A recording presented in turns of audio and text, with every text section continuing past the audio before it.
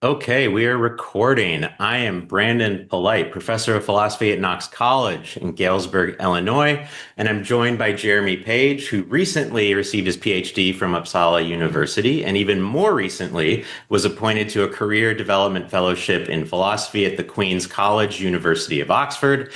We're talking about his British Society for Aesthetics prize-winning essay, Artistic Honesty, which is forthcoming in the British Journal of Aesthetics. Jem, thank you so much for joining me. Thanks so much for having me, Brandon. I'm really looking forward to this. Awesome, me too. So let's get into it. So the paper is called Artistic Honesty. And just to get things going, what particular form of honesty are you interested in here? Yeah, that's a good question because I think it is a fairly specific kind of honesty in art that I'm interested in. So I got interested in this because I'm interested in honesty most generally outside of the artistic domain. And I started noticing that when quite often, or very often even, when you hear artists talking about their creative process, what they're trying to do, honesty comes up a lot of the time. And I came across this study also by the psychologist Charlotte Doyle, and she interviewed a set of artists, and they said more than sort of aiming for beauty, more than aiming for innovation or whatever else it might be, they were aiming to be honest in their artwork. So this is really what guides and governs their creative process. So I thought that's interesting for one thing, and you can get quotations in the paper. I have quotations from Van Gogh, from Rachel Cusk, Nausgaard, Grace Paley, Tracy Emin, Edward Hopper, quite a broad array of artists who say things like this. And then also on the kind of our side, or I say our side, as appreciators and also professional critics, they often use terms like profoundly honest or deeply honest or sometimes unflinchingly or unwaveringly honest to describe artworks. And when they do that, they're really giving this kind of quite honorific evaluation of the artwork. So I got interested in that. So this thing that artists aim at and this thing that critics evaluate artworks in terms of, that seems to be a very high, kind of a high bar to meet. So a really honorific sense of honesty. And when I was looking at sort of where the kinds of artworks that critics attribute this property of being artistically honest, it's quite a wide array of artworks as well. So again, you have just some random examples of the films by Joshua Oppenheimer, The Act of Killing and The Look of Silence, that sort of treat the perpetrators of the politicide in Indonesia. Lots of critics using the term honest there. We might also have Rembrandt's self-portraits, many of them praised in terms of their honesty. Things like the film Nomadland, the philosopher of art Arjun Collingwood, how he thinks of T.S. Eliot's The Wasteland, works of Tracy Emin, Toni Morrison. So there's quite a lot of artworks, fiction and non-fiction, autobiographical and non-autobiographical, where this term, artistic honesty, is used. So I just kind of thought, well, what is this highly honorific thing that artworks can achieve, and how can we best make sense of it? Gotcha, great. And so it seems like, a straightforward notion of honesty is just intentionally telling the truth or intentionally not telling falsehoods. And that's one of the views that you consider in the paper. And so talk us through how that may apply to art and what you think is right and what you think is wrong with that view. Yeah, so it seems natural, right? If we have this is what honesty is outside of art. So first way to try and make sense of artistic honesty, just yeah, use that notion, apply it to art. Um, so the best theory of moral honesty, or the most worked out theory as well, says that the virtue of being honest is the virtue of being disposed to not intentionally distort the facts as you understand them. So, like you say, it's just a formal way of saying what you were saying. And then individual acts are honest insofar as they're free from this intentional distortion, basically. So that focuses on kind of a restriction on our behavior. So we're not supposed to intentionally distort. And sort of, so long as we're not doing that, we're being honest. And that's intuitive, right? If I lie to you and I'm being dishonest, but as long as I'm not lying to you, as long as I'm not intentionally distorting things, then I'm being honest. It's easy to achieve. So we could move this into the artistic domain. Artworks are honest insofar as they don't involve intentional distortion. So that could be not involving intentional distortion in or about the creative process, or not intentionally distorting how things are represented in the artwork. And that seems to get some things right. It correctly predicts various forms of dishonesty in art. So what are fakes and forgeries? Well, they're things where artists or whoever it might be misrepresent the creative process, pretend it's come from Vermeer when it's come from Van Meegeren or whatever it might be. And then there's also certain works are dishonest because in them people misrepresent the truth. So you put me onto this example, the comedian Hasan Minhaj. Minhaj, yeah, I got that right when I was thinking about it earlier, but not now. Yes, he has these autobiographical stand-up routines, one of which I had to subject myself to last night. And they purport, or at least purported before he was kind of exposed, to be about his life, things that have really happened to him, but they involve huge misrepresentations of what's happened, huge embellishments. And that's those stand-up routines are dishonest. So the Orthodox view gets those things right, but I think the problem with it is that what we're trying to focus on is this really honorific property of artistic honesty, and just not indulging in these huge misrepresentations is not enough for achieving this honorific form of artistic honesty. So I think for that reason, we need to look beyond the kind of Orthodox view and beyond sort of just picking up the moral view of moral honesty and applying it to the artistic domain. We want to look for something more that artworks do. They seem to achieve something. They seem to, in some way, confront something difficult, and we want to try and capture that, which the Orthodox view just doesn't do. Yeah, and as you were talking, I was reminded, I don't know if have you read any of Quine's autobiography? Thankfully, no, I haven't. It's as you imagine it would be. It presumably honest, right? Like, but it's just like a catalog of this happened, and this happened, and this happened, and this happened, and this happened, written in Quine's incredibly terse prose. And yeah, it's honest in this orthodox sense, but there's no depth whatsoever. It's, as an autobiography, it's bad. So yeah, that's yeah, that was just immediately occurred to me as an example of honest, but not good in virtue of, I mean, it would be worse in an autobiography if you were like just fabricating stuff, but like the mere fact that it's honest seems a really low bar to overcome, in the sense of just not intending to tell falsehoods. And so another view that you consider then in the paper is the authentic self-expression view, which I think the name more or less says what it is. And so can you talk us through what that view is? Yeah, so I think it's very intuitive as well, right? So some of the artists we might think of as particularly honest. Again, already mentioned Tracy Emin.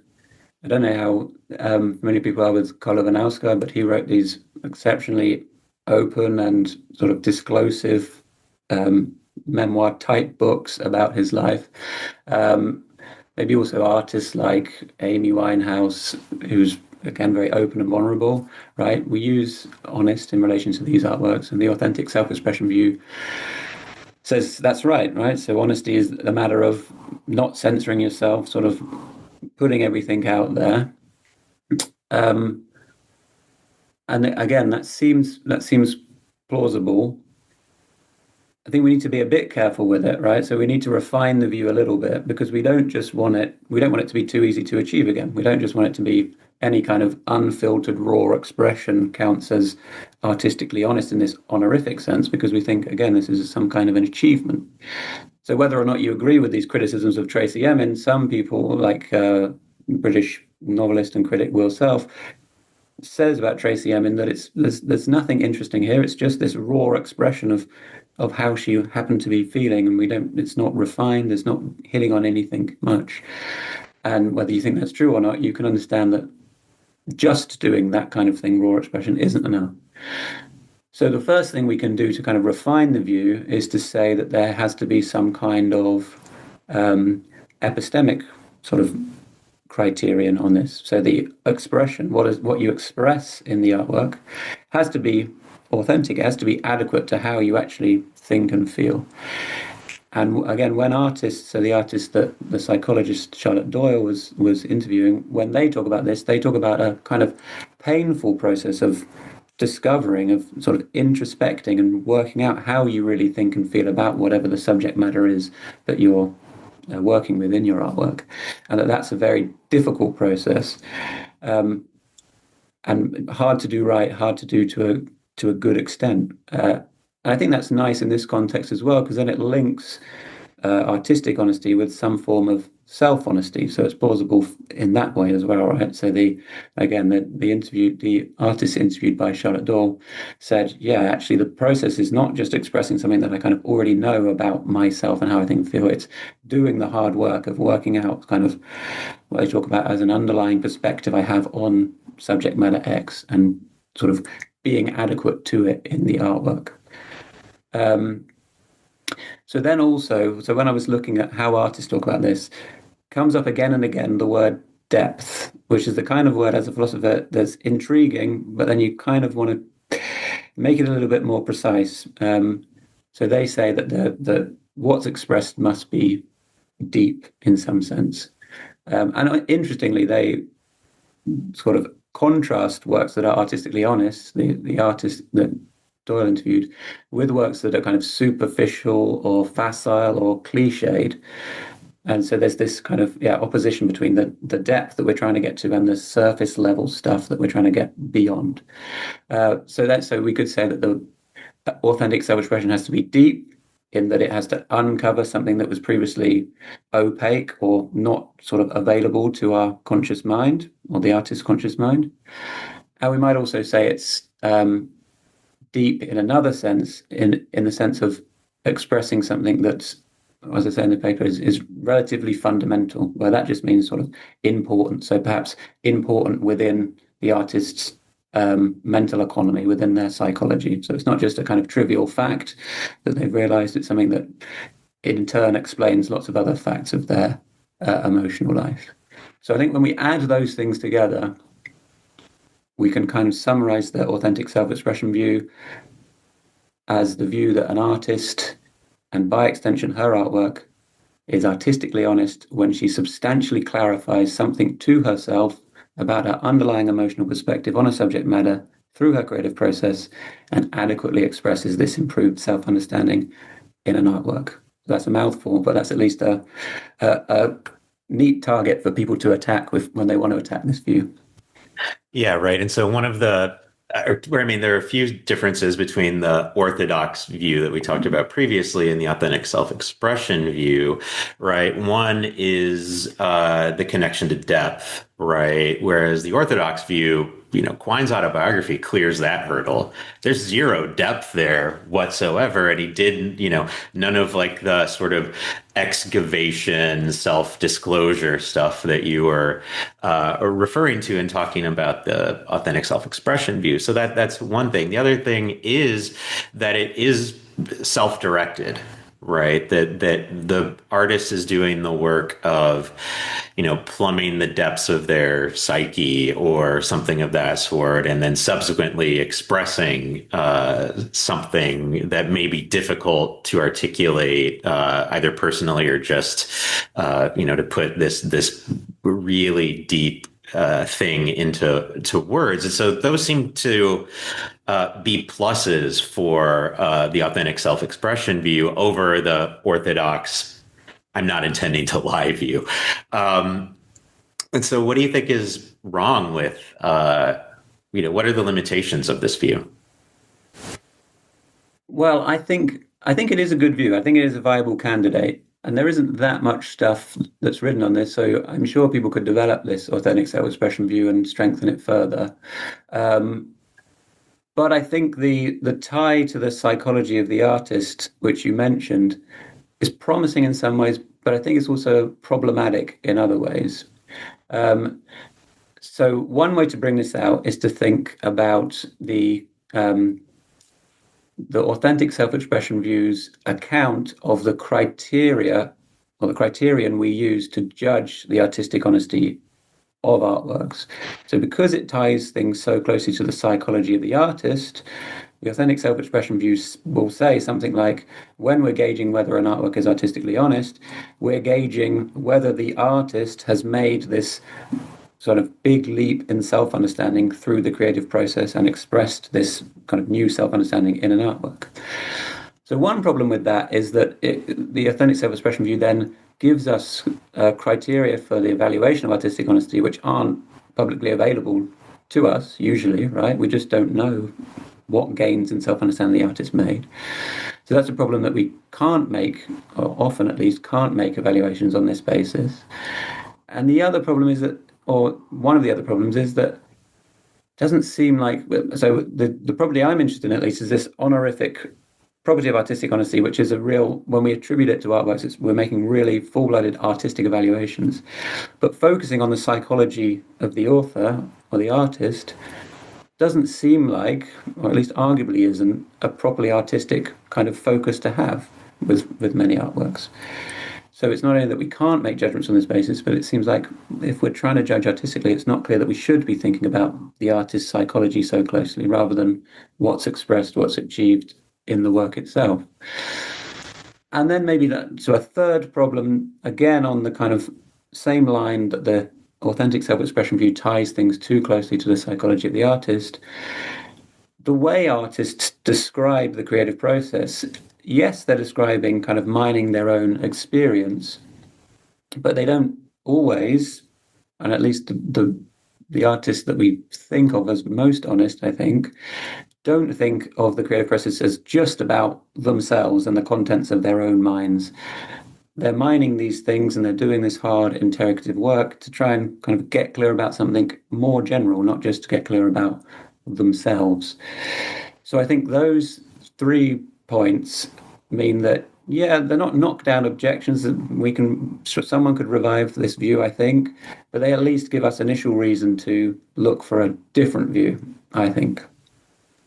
Yeah, and I appreciate the point that, what are we as the viewer, the appreciator, evaluating? And we're not, as you pointed out, inside the author's head, right? We're not inside the artist's head. And so we can't know for sure whether, did they really reveal something genuine about themselves, or are they engaging in some form of self-deception where they think they've uncovered this thing and disclosed this thing when really it's not the case. And so it seems like we're going on the level of appearance here. Yeah, it appears as though this is what's happened. But, being a good Socratic skeptic here, right? Maybe that's not what's going on here. Maybe they haven't figured this out about themselves, or maybe they're further deceiving themselves, or, I may think the basic point is we're just not in a position to know. And yeah, it's valuable to bear witness to someone else's authentic disclosure of something they've figured out about themselves. But, I guess one of the points you're making is, well, what are we taking away from that other than, oh, that's interesting about them, Mm-hmm. right? Yeah. It seems like, well, how does this apply more broadly? Yeah, and it would get us into like looking at weird things, like we might read their diary and say, "Oh, look, on the 5th of July, they hadn't realized this thing about themselves, but when they made the artwork on the 17th of July, they expressed this thing about themselves. Therefore, the work has this sort of good-making feature of artistic honesty." And that just seems like a weird kind of focus on that aspect of the artist's psychology that isn't relevant, but that the authentic self-expression view seems to make relevant to artistic evaluation. So that's a kind of negative point for that view. Yeah. So let's talk through then the communicative account. And so it seems like it's a shift away, as you know, we're talking about here, from something about the artist's psychology to the artist expressing something through the work to the audience, or maybe not even the artist expressing something through the work. It's the work itself communicating something of depth and greater value to us as the audience, right? Yeah, so I think that's right. So I think that's one way of understanding this move, that the authentic self-expression view really is talking about the some kind of honesty that the artist achieves themselves, and then the artwork kind of inherits the property of artistic honesty in virtue of the facts about the psychology of the artist. And as we said, that seems to be problematic in various ways. So then the natural move is to say, okay, let's shift the attention away from sort of thinking primarily about the artist's honesty and think about the artwork as a communicative act.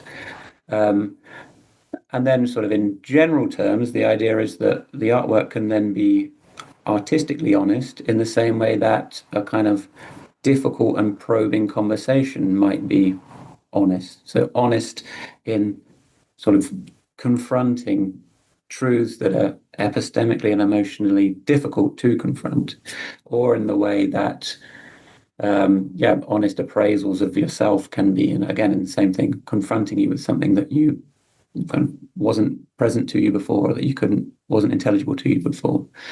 Or I think we praise works of investigative journalism like this, maybe documentaries, etc., etc. So these things are honest because they positively confront the truth. So that's sort of a step again beyond not just the authentic self-expression view, but the orthodox view of honesty, right? So they're not just honest because they're not intentionally distorting. They're honest because they're positively confronting something difficult. And this isn't limited to confronting something about the psychology of an individual. It's just confronting difficult truths.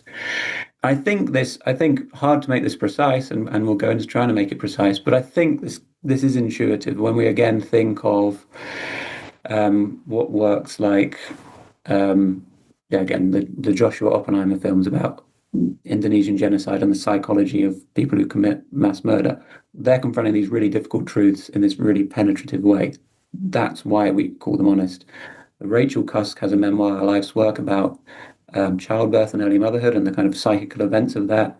And again, that seems to be profoundly honest because it shines a light on these difficult truths about certain psychological predicaments that arise from mothers and that aren't kind of widely intelligible, aren't given sufficient attention in society. I mean, we could keep going with different examples. So I think it's intuitive that something like this is going on. But that's not to say, right? So there is this. The authentic self-expression view does seem to get something right. So we don't want to completely move away from it, because it does seem, as the authentic self-expression view says, that the artistic process of challenging, looking into your own experiences, quite often how we create these honorifically honest artworks. And so in making sense of the communicative view, I kind of lent in the papers on Rachel Cusk herself, because she reflects on her process and she says, that's right? I had to, in order to get clear about the psychical events of childbirth and early motherhood, I had to mind my own experience, right? But not because I'm interested in me. She says, I'm not interested in me as an object or a subject.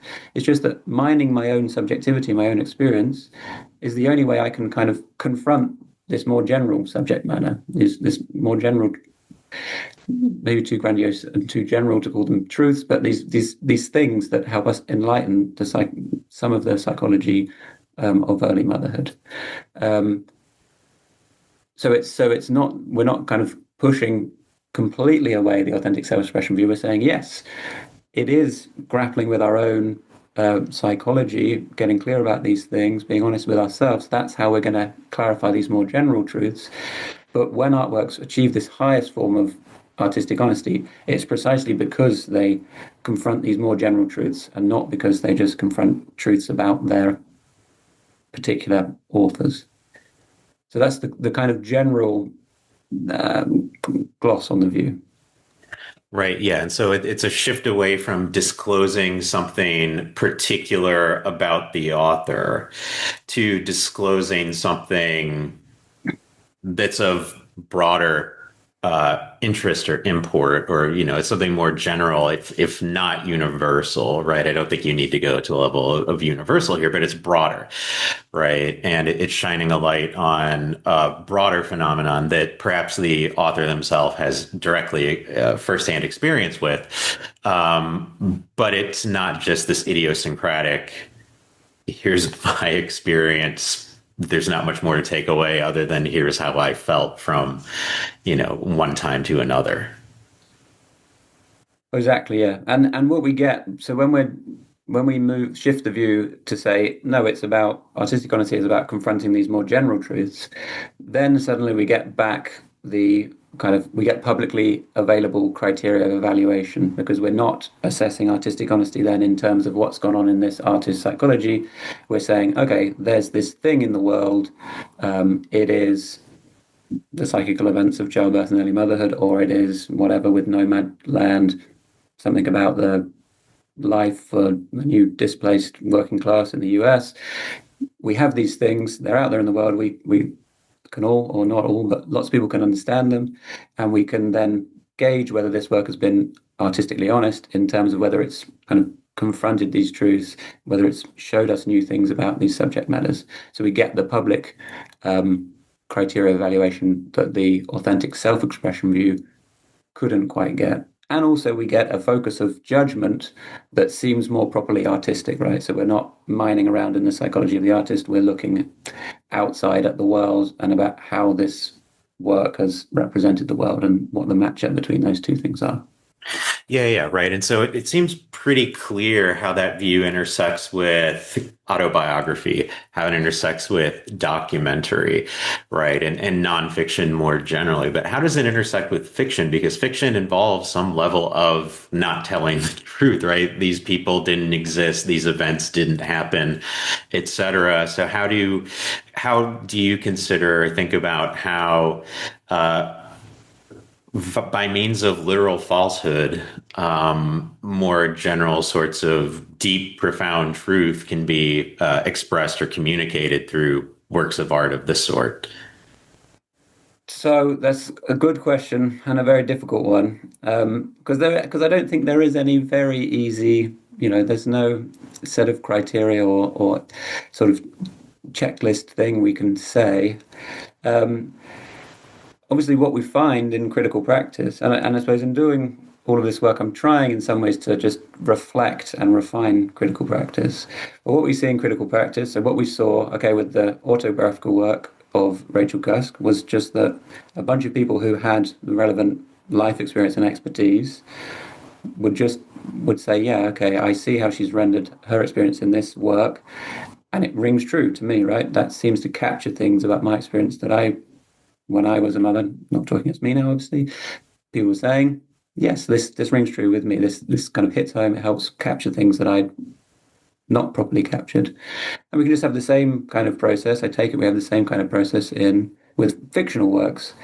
So again, whatever we take Toni Morrison's Beloved, and we just have a critical practice of people who have the relevant knowledge and expertise and experience of brought up in kind of cultures where they can understand the book and what it's trying to get at. And yeah, they, I guess, go through processes of comparing it with their own experience, doing just standard work of literary criticism and sort of coming out the other end and saying, pretty much everyone agrees, yes, this rings true. This captures something that hasn't been captured in this way before. This makes intelligible something that was opaque before. So there's no easy checklist way of doing that, but I think when we look at critical practice, there are kind of practices of doing this, and we're familiar with great critics being able to do this and help us see these things and appreciate the kind of truths that are confronted even in fictional works. Yeah. And so earlier you mentioned the case of Hasan Minhaj, right, who's stand-up comedian, was a correspondent on The Daily Show, known for political humor, and in some of his stand-up specials, he exaggerated greatly. I mean, exaggeration seems a bit too charitable. Just fabricated details and events that never happened. And his defense of that was, look, I was trying precisely to express, communicate the deeper sort of truths that you, Jem, are saying is this is what critical practice says that good works of art, or at least some set of good works of art, which we'll get to later, attempt to achieve, right, is these deeper, more profound truths. And yeah, I'm fudging details and making up events that didn't happen, but it's a way of expressing something about what it's like to be a brown person in the United States, in the 21st century. And so, what do you think about that defense of his work, right? Because, for people who aren't familiar, the New Yorker basically did a hit piece on him where it fact checked his stand up specials and, did precisely what I just did, right? That he made this up. This never happened. Yes, he received an envelope filled with a white powder substance that he believed to be anthrax, and that the person who sent it meant him to think was anthrax. But then he said it spilled on his daughter's cereal and she touched it, right? And so he had to take her to the hospital. That part never happened, right? His daughter never touched it, never had to take her to the ER because of it. And so, his point is, in defense of that is, A, this is stand up and not journalism. So different standards of truth apply. And B, I'm trying to express these deeper truths of the sort that I mentioned before. And so, what do you think of his reply? I mean, just what the New Yorker did, and then B, his reply to these criticisms of his work. So I think it's a really good case because I think if we could take his defense at face value, which I'm not sure we can, it sounds okay, right? So we're used to artists bending the rules, doing things that are in some ways go against some kind of norm, and doing it for a broader purpose, which we just think is worth it. It's kind of the means of worth the getting to the end. If he really was trying to express something profound and that we hadn't realized that was very important about his experience and experience of, as you say, Muslim Americans, Indian Americans, then it might well be justified. So there's two things we can say. So one is that I've kind of criticized the Orthodox view as a view of artistic honesty in the kind of honorific sense I'm talking about. But you might think the Orthodox view is useful for pointing out something like a restrictive norm, so a norm that restricts certain kinds of behavior, and it restricts precisely the kind we've talked about. It restricts intentional distortion. So you might go that way and just say, well, he was intentionally distorting facts about his life, and this was just a line he couldn't cross. And if you're really kind of militant about that, you could say, well, that just, once you've crossed that line, there's nowhere else we can go. So there might be some mileage in that. I don't know. But I think I keep coming back to thinking that the case is just has the shape of an interesting case, but his stand-up comedy is so bad, and it does not even approach getting into anything interesting or confronting any difficult truths, that there's kind of, although it might, in some cases, we could argue, be justified to intentionally distort certain facts to drive out a broader point. He just doesn't draw out any interesting point. So we can't kind of justify what he did, and we shouldn't think that his artworks achieve artistic honesty just because they don't confront any deep and interesting truths. I think maybe there's another point, which is just that we shouldn't take him at face value, right? He's not primarily interested in, I mean, difficult, right? So it doesn't seem like he's very interested in getting clear about various difficult truths, although they are part of his act. It seems like, I mean, the show that I watched, The King's Jester, was all about celebrating how brilliant he is as a person, and it was just self-aggrandizement for thankfully only for an hour, but for a whole hour. Um, and when you think of it like that, it sort of makes things even worse. That he completely. So you mentioned the anthrax story, and he's been through a lot. I feel bad piling on him in lots of ways, but he also, this whole stand-up set was organized around a story about how an FBI agent infiltrated his mosque in order to try and find out about terrorist plots in the wake of 9/11.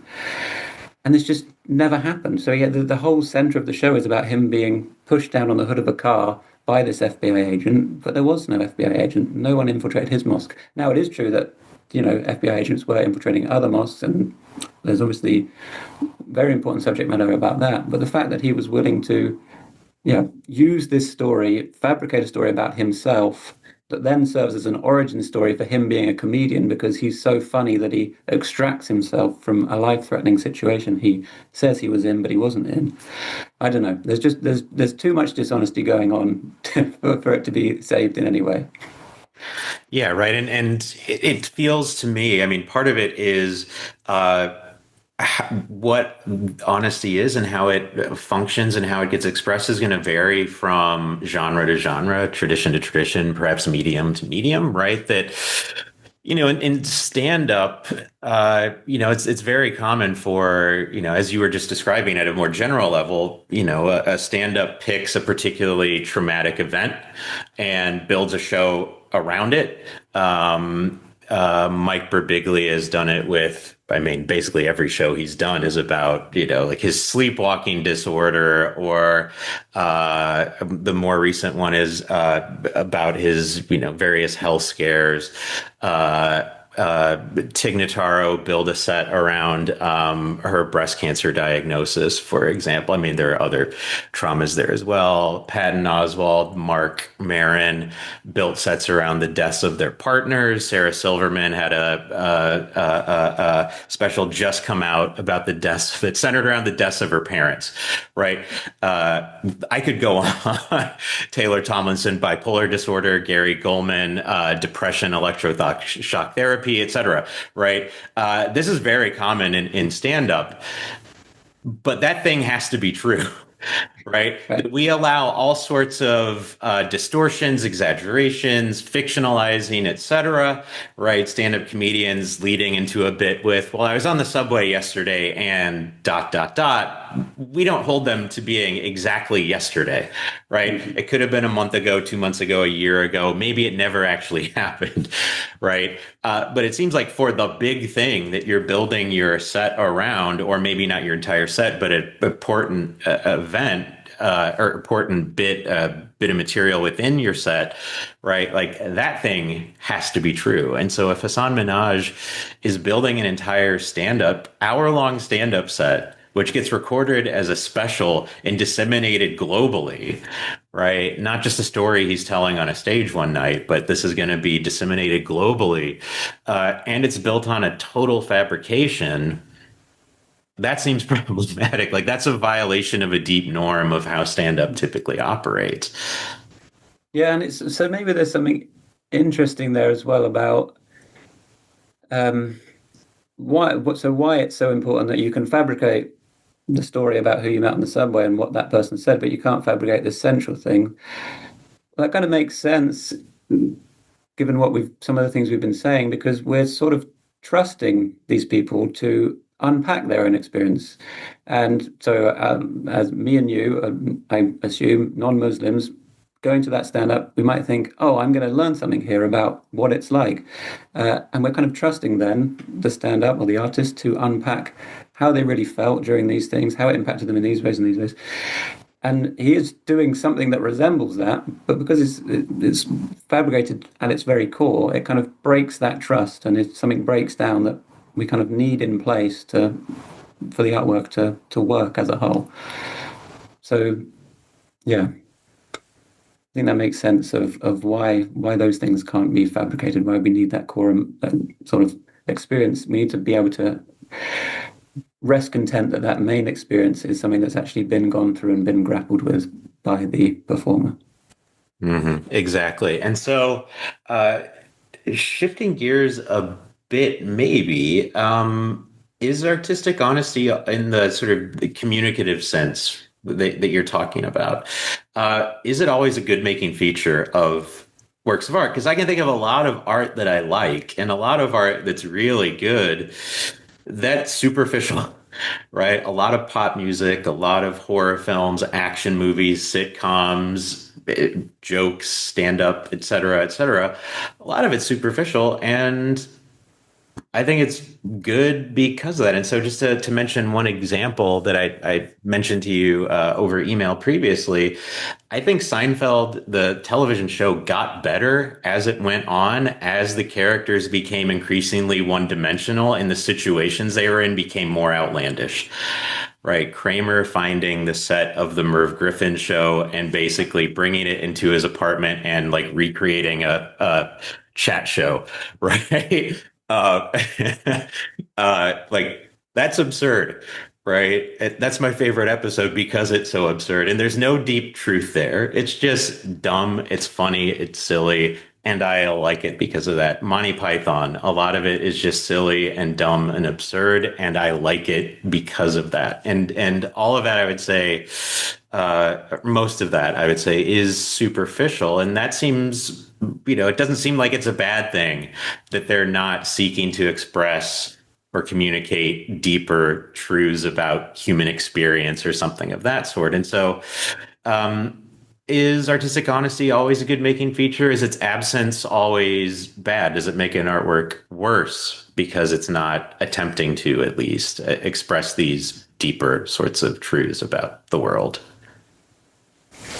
Yeah, so this is a very good question, and I'm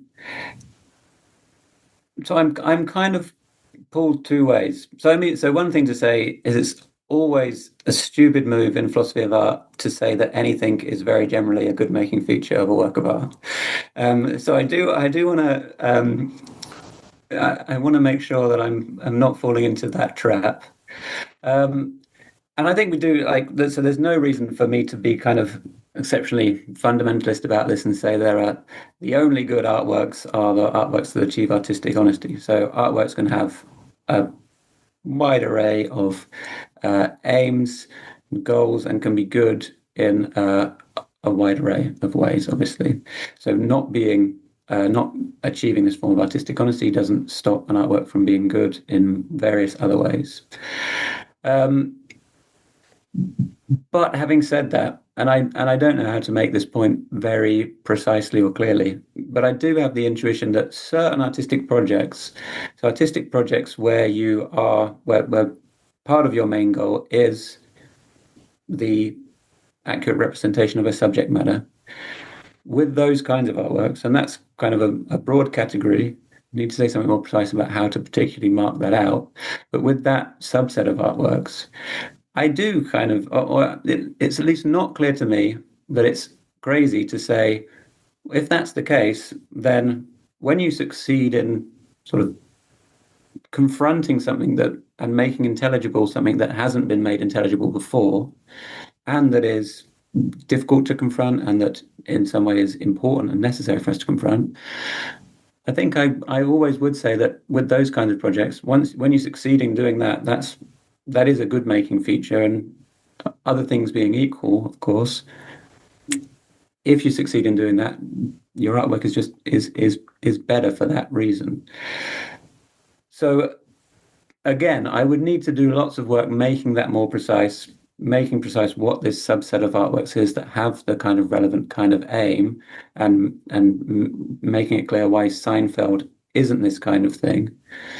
Um, and I think it could be a fun project as well, because I think with Curb, Your Enthusiasm, I think a lot of that. So I don't know if I'd say deep truth, but a lot of that it's very funny because the ridiculous things that Larry David does, and the ridiculous things the rest of the cast does, are exceptionally funny because they are hitting on something, some ridiculousness that we all kind of are subject to, and that's what makes them so funny. So I don't know how to precisely make that clear, but it would be fun to do it, and maybe yeah, trading off late Seinfeld against very late Curb might be an interesting way of trying to do it. Yeah, and I think a lot of people probably disagree with me on this. Seinfeld, that a lot of people think it's better in the earlier seasons. But no, I take the point with Curb, right? That it may not be expressing deep truths, but it's expressing something about like the awkwardness that we find ourselves in a lot of the time, and how it feels to put your foot in your mouth, et cetera.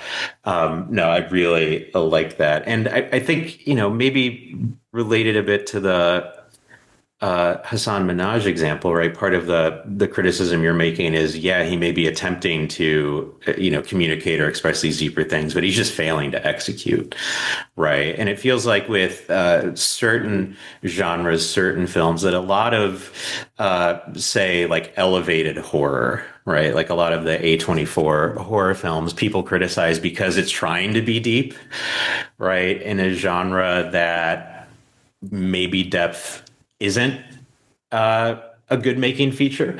I think, like action movies, for example, that try to be like politically deep or express universal truths. I'm thinking of Steven Seagal's On Deadly Ground, which is like an environmentalist action movie. It's worse because of the environmental message, and that could just be a failure of execution, right, of the screenwriters, of the actors, certainly of the actors, of the director, etc. And maybe there could be really good environmentalist action films. It's just that hasn't happened yet. But I don't know. I'm sort of rambling here, so I'm going to stop and let you respond to anything I just sort of rambled about.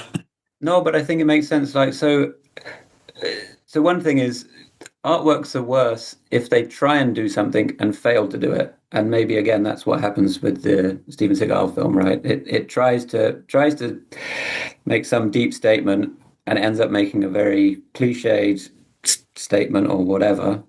And yeah, because it's taken on that aim of trying to do the kind of thing that artistically honest works do and failed, well, that's what makes the film worse. It's worse because it's failed to do something it was supposed to do.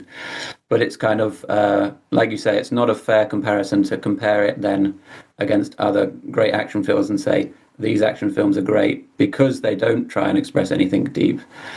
That's kind of not the whole story. It's because they don't try and fail to express anything deep that they are, relatively speaking, better. If that makes sense. Yeah, and so related to this is just the question of, should artists always aim for honesty, right? That another thing I sent you over email previously is I like U2, the band, better when they're not political. I like them after they sold out, quote unquote, more than I do their earlier stuff, which, I mean, just to be honest, I just find insufferable in a lot of respects. Which again, a lot of people disagree with, and I'm totally fine with that. So don't come at me. But I don't know. It's should artists aim at honesty of any of the sorts, right? Of the not lying sort, or the not intentionally distorting the truth sort, of the authentic self-expression, of the communicative, deeper sort that you're interested in. Should artists aim at that, or sometimes it just doesn't matter. It's inappropriate to aim at that. I mean, just the fact that maybe there are other aims that are equally good that they could be trying for. Yeah, I mean, I think that sounds reasonable. Yeah, and again, if you're trying to make certain kinds of artworks, pop music songs, whatever, so there's lots of examples of those that are deep and profound, but not all of them have to be. And taking on the kind of the challenge of making something that's a pop song and good as a pop song, but also deep and profound is a really difficult thing. So you're kind of setting yourself up for failure there, is one way of thinking about it. But I think so. So the easy view is just to say, look, there's a bunch of different things that artists and artworks can do, and that's fine. And I sympathetic with that view. So I'm also an aesthetic cognitivist, and I have this view that is controversial and that I haven't fully kind of defended yet. But that view does say that, or at least I'm interested in trying to recapture the view that there might be some kind of forms of aesthetic value, at least, that are higher than other forms of aesthetic value. And I'm also then tempted to say, with the German tradition, who basically all ranked the arts in terms of their cognitive potentiality, I'm tempted to say not that kind of all opera is better than all comic books, but that works that achieve something like intelligible beauty, that help us understand ourselves and each other, whether they be whatever, comic books or operas or whatever, works that hit on that kind of thing. I'm tempted to say, well, I think we might be able to defend the view that they're in some sense higher, that we have more normative reason to engage with them than the pop music that we all love engaging with on a daily basis. And I think then, when I develop this more fully and connect my kind of artistic honesty bit with my aesthetic cognitivism and intelligible beauty bit, it might be that, I wouldn't be tempted to say, well, no, if we're trying to make the greatest artworks, the things that have this highest form of aesthetic value, which is intelligible beauty, then pursuing artistic honesty is one way to get to that position where we achieve intelligible beauty. So that's a big, ambitious project that I'm only at the beginning of, but I'm at least tempted with playing around with that view, because it's a view that in the history of aesthetics was almost taken for granted for vast ways of the history of aesthetics. So it's nice to see if we can capture something of that view without coming out looking ridiculous and all just saying, let's go to the opera and not listen to any pop music or whatever else it might be. Yeah, and then as you were saying that, I was reminded of Martin Scorsese's critique of Marvel movies, right? Which one part of it, the controversial part of it, was that, look, there used to be cinema, right? And cinema was works of film that attempted to capture and express and communicate deep, profound truths about human experience, our relationship with the world, our relationship to each other and ourselves, etc. Right? And then there's like just pure entertainment, right? Which is what the Marvel films give us by and large.